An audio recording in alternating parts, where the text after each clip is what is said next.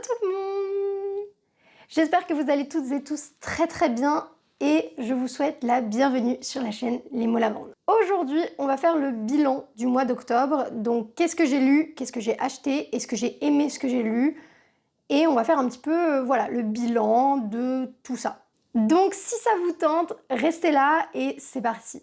On va commencer par ce que j'ai acheté pendant ce mois d'octobre et j'ai acheté 4 livres. C'est relativement raisonnable, on va pas se mentir. Et il n'y a qu'un seul relié. Donc, bilan très raisonnable. Premièrement, je me suis procuré le dernier Maël de Sar qui s'appelle Camera Obscura, le chant des morts. Déjà, premièrement, je le trouvais magnifique et c'est la première fois que je vais lire un Maël de Sar et j'avais grave envie de commencer par celui-ci qui me tente beaucoup trop.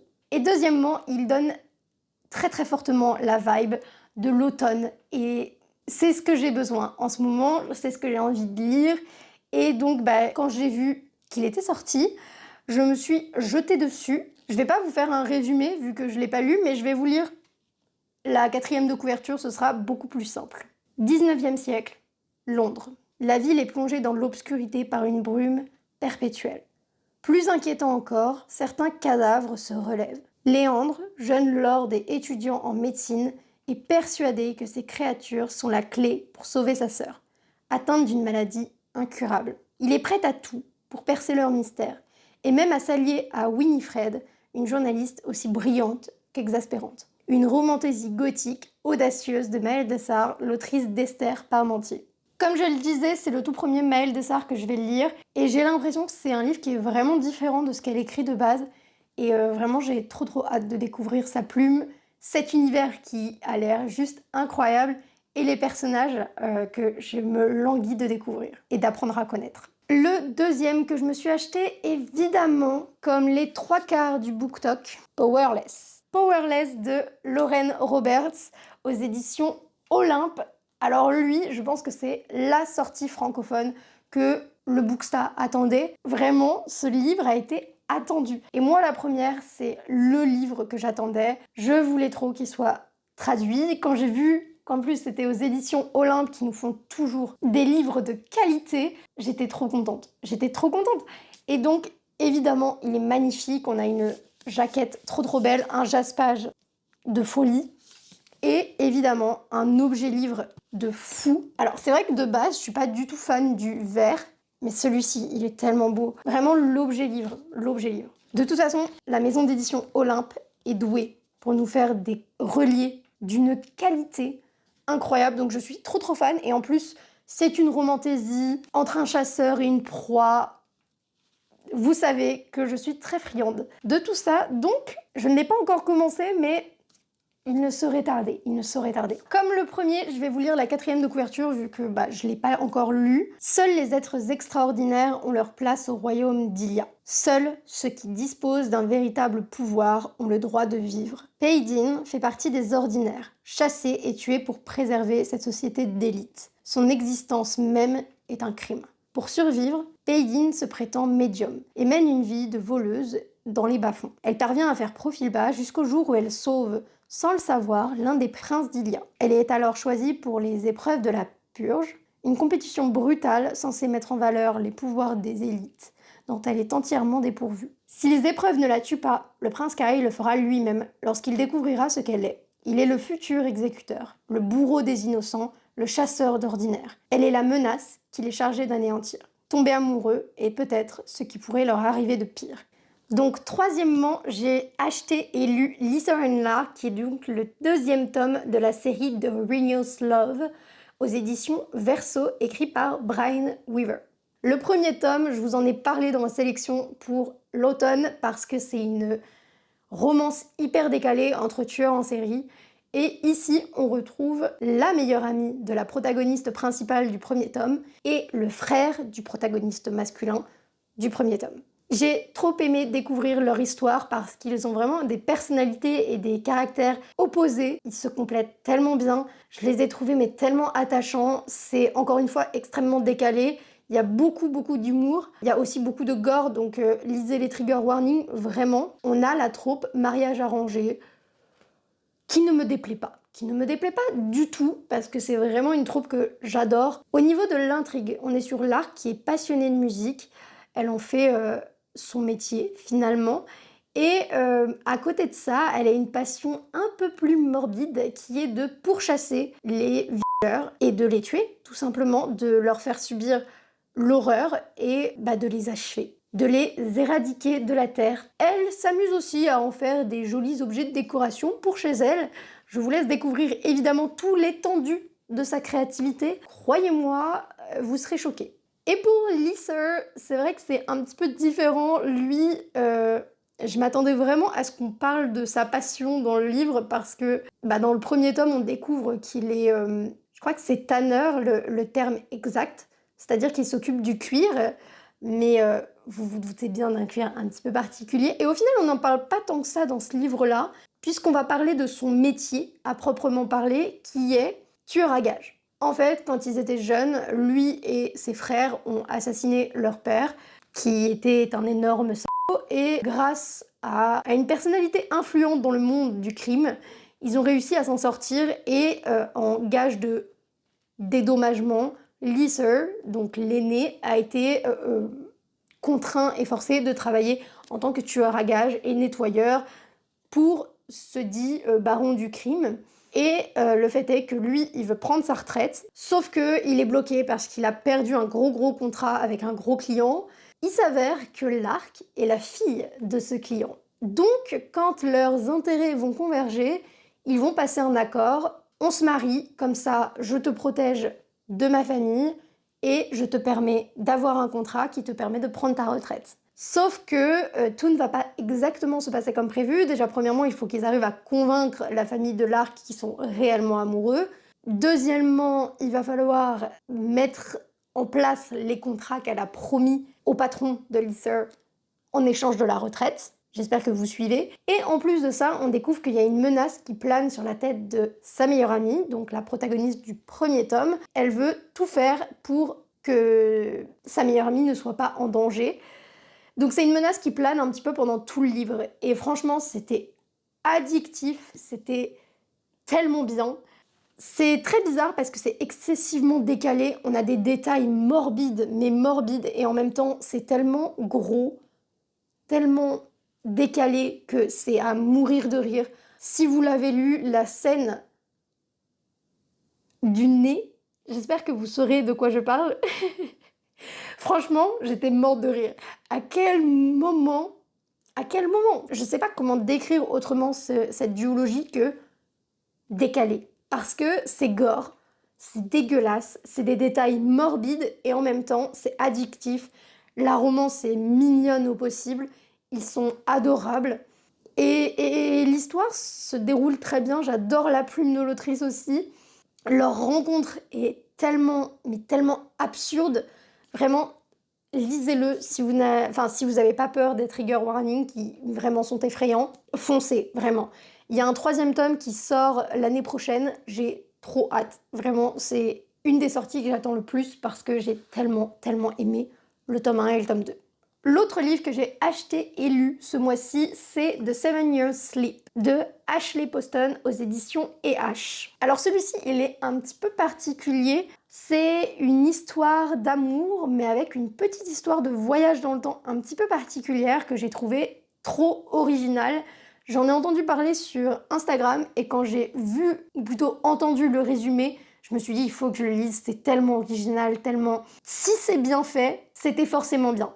Vous voyez ce que je veux dire? Globalement, on va suivre Clémentine. Clémentine, elle vient d'hériter d'un appartement, c'est l'appartement de sa tante, et sa tante lui a toujours raconté que cet appartement, il était magique, et que cet appartement, il pouvait vous faire voyager dans le temps. C'est-à-dire que quand tu rentres dans l'appartement, tu as le risque de te retrouver 7 ans en arrière. Dès que tu sors de l'appartement, tu es dans le présent. Elle y croit pas. Enfin, elle y croyait quand elle était plus jeune, et puis finalement, elle s'est rendue compte que c'était des bobards, c'était n'importe quoi. Ça ne lui est jamais arrivé, il n'y a pas de raison, en fait, et c'était surtout des histoires pour enfants. Sa tante est décédée, elle est très triste et inconsolable, et elle hérite de cet appartement qu'elle n'a absolument pas envie d'habiter parce que ça lui rappelle sa tante, et qu'elle a tout sauf envie de se remémorer tout ça. C'est pas le moment, c'est pas l'instant. Mais plus les factures s'accumulent et plus elle se rend compte que habiter dans un appartement qui est à elle et donc ne pas payer de loyer, ce serait quand même beaucoup plus smart. Donc elle emménage après des mois. Malencontreusement, elle va faire les frais de la magie de cet appartement et elle va rencontrer un homme qui a séjourné dans l'appartement 7 ans plus tôt.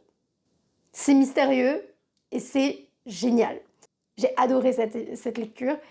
Mais en fait, tout l'enjeu, c'est de se dire qu'il faut qu'elle le retrouve dans la vraie vie, mais surtout, est-ce qu'il sera le même? Parce qu'elle, elle n'a pas forcément changé, puisqu'elle, elle est toujours dans le présent. Mais lui, ça fait 7 ans. Lui, il a évolué, il a forcément changé. Alors ça va paraître bizarre, mais cette lecture, pour moi, c'était comme manger une tarte au citron. C'était le côté meringué, le côté fondant et croustillant. C'était tellement doux, c'était comme faire un gros câlin à un plaid. Vraiment, c'était une lecture doudou. C'était hyper agréable, les personnages sont tellement mignons, tellement frais et j'ai adoré ce personnage de Clémentine. Donc je vous invite grandement à le lire. C'est vraiment ce que j'avais besoin en tout cas en octobre et c'était le bon timing finalement pour le lire. Si vous aimez le contemporain, les romances, mais que vous avez envie d'un petit twist un peu original, franchement foncez. Donc voilà pour les livres que j'ai achetés ce mois-ci. J'en ai lu parmi les 4 livres que j'ai achetés 2 comme vous avez pu le voir, mais j'ai aussi lu 3 autres livres que j'avais déjà à la maison ou que ma maman s'est acheté, vous allez voir. Donc ça nous fait un total de 5 livres, ce qui est plutôt pas mal. Honnêtement, j'avais vraiment l'impression que j'en avais lu très très peu et j'étais limite déçue de mon mois d'octobre en mode j'en ai vraiment pas lu tant que ça. Et en fait 5, je trouve que c'est vraiment un bon bilan. Je vais commencer par un livre un petit peu différent et comme vous allez le voir, j'étais pas censée le lire. Vous n'êtes pas sans savoir que le mois d'octobre est un mois qui est placé sous le signe du rose, qui est le symbole de la lutte contre le cancer du sein. Le cancer du sein, c'est une cause qui me tient énormément à cœur, notamment parce que ma maman a été atteinte de ce cancer quand j'étais très jeune, et donc c'est quelque chose qui m'a marquée. Je me suis énormément construite autour de ça, et c'est quelque chose qui m'a beaucoup traumatisée, vous vous en doutez, parce que j'étais très très jeune. Je vais pas du tout épiloguer autour de ça, parce que c'est un sujet très très vaste, mais c'est une cause qui me tient à cœur, et donc il y a 2 ans, je me suis coupé les cheveux pour faire un don de cheveux. Je fais tous les ans une marche en soutien à la cause, et j'essaye aussi de lire des témoignages et de sensibiliser aussi les gens autour de moi. Ce mois-ci, j'ai lu un livre à propos du cancer, mais pas le cancer du sein, un autre cancer, et je l'ai trouvé bouleversant. Donc j'étais pas du tout censée le lire, mais ma maman en a entendu parler et elle l'a acheté pour soutenir la cause parce que les bénéfices de ce livre sont reversés à une association. J'ai lu un chapitre et à partir du moment où j'ai lu le premier chapitre, je n'étais pas été capable de m'arrêter. Ça a été tellement bouleversant comme lecture que j'avais envie de vous en parler. Donc c'est le journal de Clémentine Vergniaud, qui est une jeune femme qui est atteinte d'un cancer très très très très rare et qui va malheureusement décéder. Elle était journaliste et donc du coup elle a pu faire son journal intime mais aussi un podcast autour de sa maladie. Qu'est-ce que c'est? Qu'est-ce que ça représente? Quels sont l'impact sur sa vie, sur sa famille, sur son entourage? Comment les gens se comportent avec nous quand on est malade? Et j'avoue que je me suis beaucoup retrouvée, même si c'est pas du tout le même cancer, dans ce qu'elle raconte.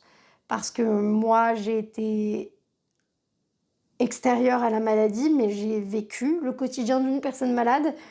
Et ma maman nous en a beaucoup protégés. Il y a plein de versants de la maladie que je n'ai pas vus. Mais il y en a d'autres que j'ai vus, évidemment, et qui m'ont pas mal marquée, vous vous en doutez. Et donc c'est vrai que je me suis beaucoup reconnue dans cette histoire, même si c'était pas le même cancer et même si c'était pas la même fin. La seule chose qui m'a un petit peu dérangée dans cette lecture, c'est que je m'attendais vraiment à avoir le journal intime brut de Clémentine. Or, il a été retravaillé, et pas juste retravaillé dans le sens mis en forme et retapé à la machine. Non, il a aussi été mixé avec le podcast. C'est-à-dire qu'il y a des morceaux du podcast qui ont été rajoutés et j'ai trouvé que ça s'était senti pendant la lecture. Pendant toute la lecture, j'étais en mode: «C'est bouleversant, je me reconnais, je m'imagine très bien ce qu'elle vit, je compatis très fort» et en même temps, je pouvais pas m'empêcher d'avoir une certaine petite barrière avec le récit et en fait, en lisant les remerciements, je me suis rendu compte qu'effectivement, le récit a été retravaillé et je me rends compte que c'est ça que j'ai senti pendant toute la lecture. Mais c'est très propre à moi, peut-être que vous allez le lire et pas avoir cette sensation-là. En tous les cas, je pense que c'est quand même important de le lire. Il y a beaucoup de sujets qui sont abordés, et notamment, la prise en charge médicale, les médecins, la délicatesse ou non, du corps médical. C'est une lecture qui est juste bouleversante et essentielle parce que le jour où vous je ne vous le souhaite pas, mais le jour où quelqu'un dans votre entourage, que ce soit proche ou pas, sera malade, vous saurez peut-être mieux réagir. En tout cas, je sais pas s'il y a des bonnes réactions ou pas, mais je sais que moi, je regrette certaines réactions que j'ai pu avoir envers ma maman et envers d'autres personnes, parce que malheureusement, ma maman n'est pas la seule que je connais à avoir eu un cancer. Hem Et ouais, il y a certaines réactions que je regrette d'avoir eues, même si j'étais très jeune et donc j'ai trouvé que ce livre-là, il aborde beaucoup cette question-là et je trouve que c'est important de le lire, premièrement pour se renseigner sur la maladie, mais aussi et surtout pour apprendre, ce que c'est que d'être malade, hem et potentiellement comment réagir. Bref, j'ai aussi lu Les Mémoires de la forêt de Michael Brun-Arnaud et c'était trop bien. Je vous en ai déjà un petit peu parlé dans mon guide de l'automne parce que, je venais de le terminer à l'instant où j'ai filmé la vidéo, mais c'était trop, trop chouette. C'est donc l'histoire de Archibald qui est un renard libraire dans la forêt de Belle-Écorce.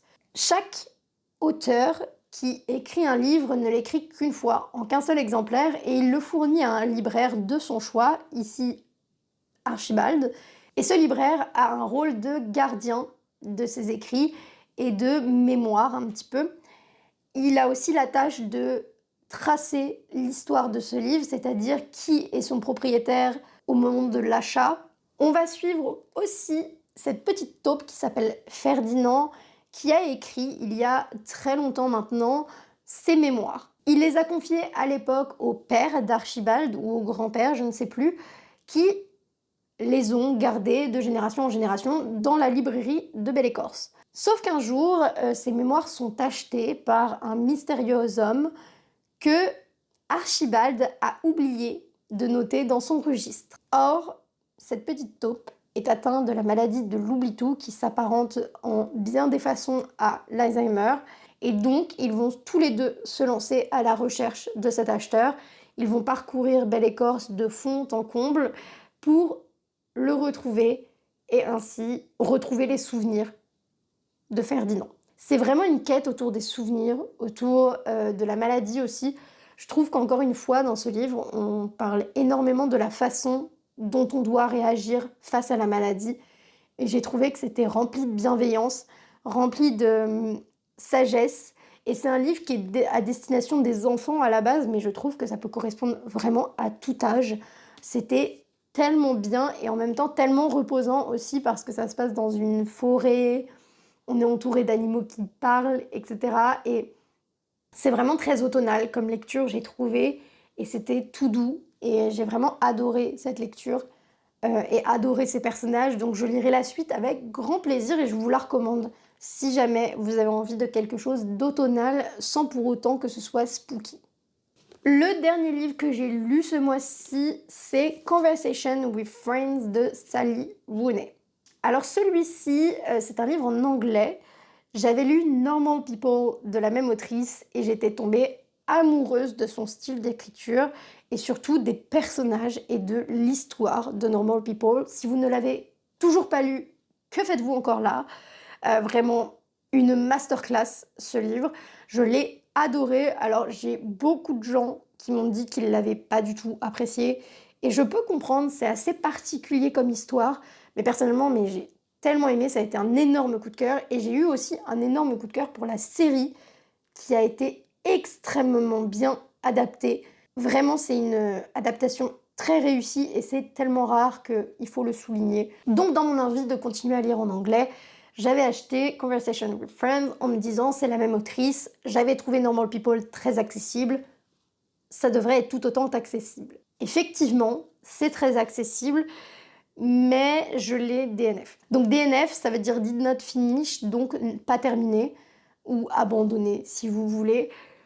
Pourquoi je l'ai abandonné? C'est tout simple. J'ai trouvé que la plume dans ce livre-là était un petit peu trop en retrait. En fait, dans Normal People, j'ai trouvé que la plume était un petit peu distante. Mais comme on était du point de vue de Marianne, qui est un personnage très particulier et qui a une personnalité très particulière, c'était parfaitement adapté à son personnage, c'était très accurate, c'était normal et ça correspondait à l'image du personnage que j'avais de Marianne. Et d'ailleurs, je trouve que c'est quelque chose qui a très bien été fait dans la série parce qu'on comprend cette espèce de distance qu'a Marianne avec la vie. Seulement ici, le fait de le retrouver à nouveau dans celui-ci, j'ai l'impression que ça a invalidé un petit peu le personnage de Marianne parce que du coup, ça devient un style d'écriture et plus du tout une particularité du personnage. Et je trouve que c'est vraiment dommage. Et j'avais pas envie de me dire que c'était la plume de l'autrice plutôt que la personnalité du personnage. Je sais pas si vous comprenez ce que je dis. Et donc, c'est l'une des raisons pour laquelle j'ai DNF ce livre. Mais aussi parce que c'est des intrigues qui ne me touchent pas. L'intrigue est vraiment tournée autour de ces deux jeunes femmes qui vont découvrir la société huppée anglaise, qui vont découvrir qu'elles ont des sentiments pour une personne qu'elles ne devraient pas. Et c'est vraiment des intrigues autour des faux semblants, de l'apparence, des paillettes, de la bourgeoisie anglaise. Bref, c'est pas du tout une thématique qui me correspond. Sincèrement, les potins, je m'en fiche. Donc j'étais juste en mode, pourquoi je m'inflige ça? J'étais vraiment triste de me dire que j'abandonnais celui-là. Et en même temps, je me suis dit, ça sert à rien de forcer. Tant pis, c'est pas pour moi. Il faut accepter parfois que les livres ne sont pas pour tout le monde. Tout le monde ne peut pas aimer la même chose. Et c'est ça aussi qui est beau dans les goûts et les couleurs, c'est qu'on n'a pas tous les mêmes. C'était pas fait pour moi, mais si vous voulez commencer des livres en anglais, je vous conseille vraiment cette autrice parce que c'est très accessible. Par contre, moi, je vous recommande plutôt Normal People. Après, si vous aimez les potins, je pense que celui-ci vous plaira grandement. Donc voilà tout le monde pour ce bilan de mon mois d'octobre en lecture. Ça nous fait donc 5 livres lus, ou plutôt 4,5 si on compte le fait qu'il y a un DNF. Et ça nous fait 4 achats, ce qui est relativement raisonnable. Je n'ai pas trop alourdi ma palle. Et d'ailleurs, si vous voulez connaître ou en savoir plus sur ma pile à lire, je vous invite à rester à l'affût puisque la semaine prochaine sort une vidéo où on compte ma palle ensemble. C'est une vidéo que j'ai tournée il y a 1 semaine et demie, mais j'étais en vacances et j'ai voulu profiter de ma famille, donc j'ai pas eu le temps de vous la monter. Et donc elle sortira la semaine prochaine à 17 h. N'hésitez pas en commentaire à me dire ce que vous avez lu ce mois-ci, quels sont vos coups de cœur du mois d'octobre. Dites-moi tout. En tout cas, moi, je vous fais d'énormes bisous et je vous dis à la semaine prochaine.